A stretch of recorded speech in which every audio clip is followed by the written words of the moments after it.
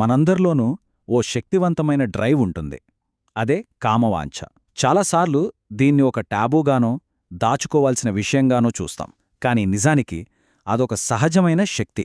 ఇక్కడ ప్రశ్న ఏంటంటే, ఆ శక్తి మనల్ని కంట్రోల్ చేస్తుందా, లేక మనం దాన్ని మాస్టర్ చేసి ఒక ఉన్నత లక్ష్యం వైపు నడిపిస్తామా? ఈరోజు మనం ఆ శక్తికి బానిసగా మారడానికి, దాన్ని జయించడానికి మధ్య ఉన్న తేడాను వివరంగా చూద్దాం.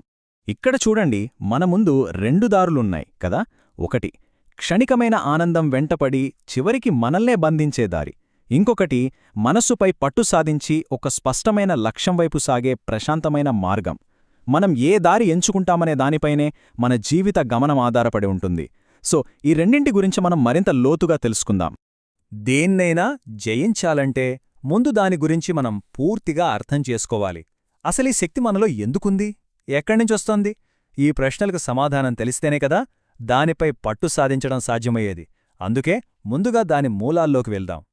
అయితే ఇది మనం అనుకున్నట్టు కేవలం శరీరానికి సంబంధించిన విషయం కాదు.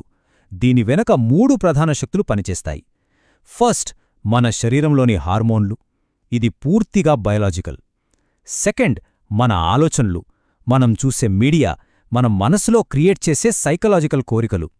ఇక మూడోది, ఫిలసాఫికల్గా చూస్తే ఇది మనల్ని ఉన్నత లక్ష్యాల నుండి పక్కదారి పట్టించే ఒక అడ్డంకి.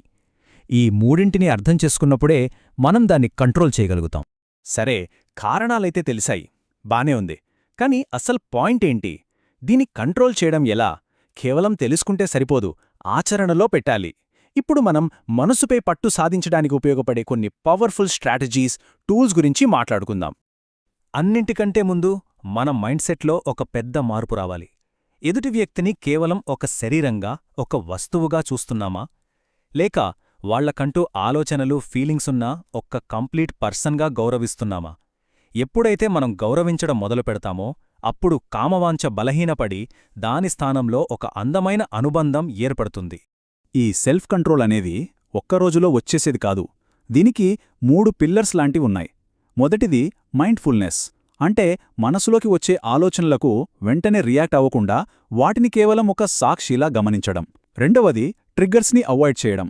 మనల్ని తప్పుదారి పట్టించే వాతావరణానికి, మీడియాకు దూరంగా ఉండటం. ఇక మూడవది ఫిజికల్ ఎక్సర్సైజ్.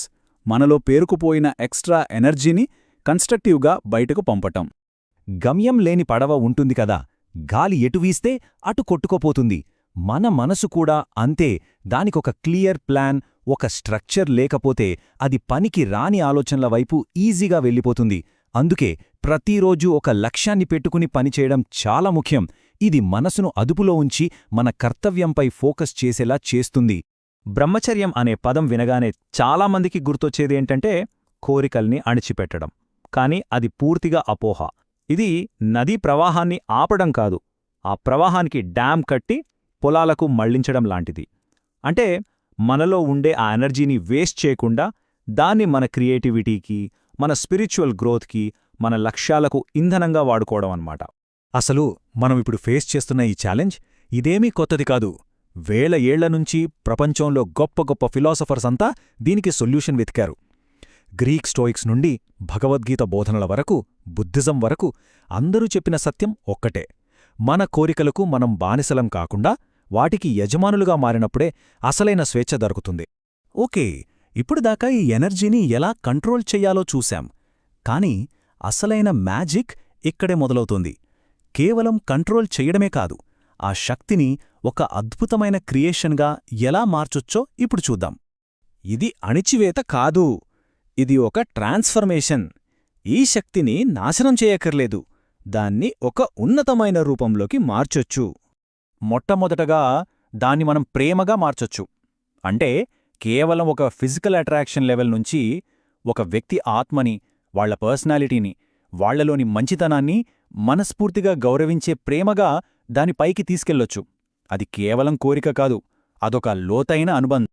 అంతేకాదు, ఈ ఎనర్జీ క్రియేటివిటీకి ఒక ఫ్యూయల్ లాంటిది. చరిత్రలో గొప్ప గొప్ప ఆర్టిస్టుల్ని, రైటర్స్ని, సైంటిస్టుల్ని చూడండి. చాలామంది తమలోని ఈ ఇంటెన్స్ ఎనర్జీని తమ కళాఖండాలుగా మార్చారు. ఆ శక్తిని సరైన దారిలో పెట్టినప్పుడు అది అద్భుతాలను సృష్టిస్తుంది. ఇక అన్నింటికన్నా గొప్ప మార్గమేంటంటే, ఈ శక్తిని మన పర్సనల్ గ్రోత్కి, ఇతరులకు సేవ చేయడానికి, లైఫ్లో ఒక పెద్ద పర్పస్ సాధించడానికి వాడటం. మన శక్తి మనకోసమే కాకుండా ప్రపంచానికి ఉపయోగపడినప్పుడు మన జీవితానికి నిజమైన అర్థం వస్తుంది. ఇప్పుడు మనం దాదాపుగా ముగింపుకొచ్చేస్తున్నాం. ఈ చర్చంతా కేవలం కోరికల్ని కంట్రోల్ చేసుకోవటం గురించే కాదు. ఇది మనం ఎలాంటి వాళ్లుగా గుర్తుండిపోవాలి, మనం ఎలాంటి వారసత్వాన్ని వదిలివెళ్ళాలి అనే దాని గురించి. ఈ ఒక్క వాక్యం చాలు మొత్తం సారాంశాన్ని చెప్పడానికి. కామవాంఛలు అలల్లా వచ్చి వెళ్ళిపోతాయి, కాని ఒక లక్ష్యమనేది మన జీవితానికి ఒక లంగర్లాంటిది. మనం క్షణికమైన ఆనందాల వెంట పరుగెడతామా, లేక శాశ్వతంగా నిలిచే సంతృప్తిని నిర్మిస్తామా? సో సింపుల్గా చెప్పాలంటే మనం గుర్తుపెట్టుకోవాల్సింది మూడు స్టెప్స్. ఫస్ట్, మనలో కలిగే ఫీలింగ్స్ని ఎలాంటి సిగ్గు లేకుండా గమనించడం. సెకండ్, ఇతరులను గౌరవించడం. థర్డ్, ఆ ఎనర్జీని ఒక మంచి లక్ష్యం వైపు మళ్లించడం. అంతే, ఈ 3 గుర్తుంచుకుంటే చాలు. చివరగా ఈ ప్రశ్న మనందరి కోసం. మనలో ఉన్న ఈ అపారమైన శక్తిని కేవలం క్షణికమైన ఆనందాల కోసం వృధా చేస్తామా, లేక దానితో ఒక అద్భుతమైన జీవితాన్ని, ఒక గొప్ప వారసత్వాన్ని నిర్మిస్తామా? ఈ చాయిస్ మనదే. ఒక్కసారి ఆలోచించండి.